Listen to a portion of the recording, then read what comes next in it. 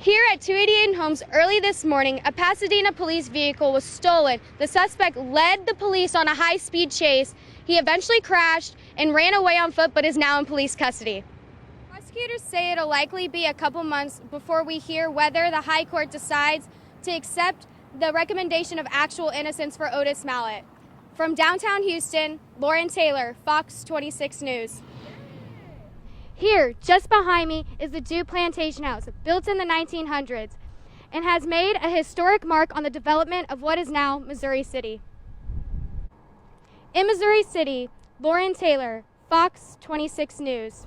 We're gearing up this morning for the Daytona 500. Coming up, meet the man behind the wheel of the number 4 truck.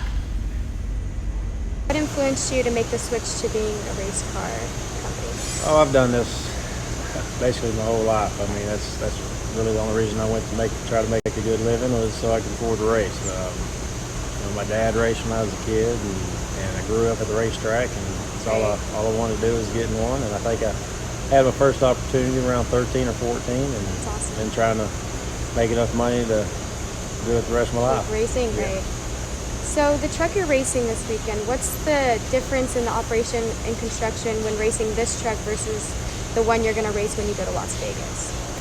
The Alliance Aviation Super Speedway trucks here are just a completely different animal. I mean, about the only thing on them that's the same is the tires. Right. Well, they're not even different. They're a different tire compound, but the body shapes are different.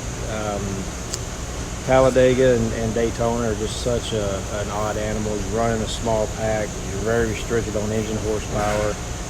So you do everything to these bodies within NASCAR's rules to tweak them. For more information on Roper Racing, click on our website at fox26houston.com. In Baytown, Lauren Taylor, Fox 26 News. Here at Klein Collins High School, we're celebrating one student athlete who not only performs exceptionally well on the soccer field, but in the classroom as well. Today marks the beginning of Lent, and don't you just wish there was a way that you could get your ashes and also be able to accommodate your busy schedule? Gethsemane Church in Bel Air is doing just that, providing Houstonians with ashes to go this morning.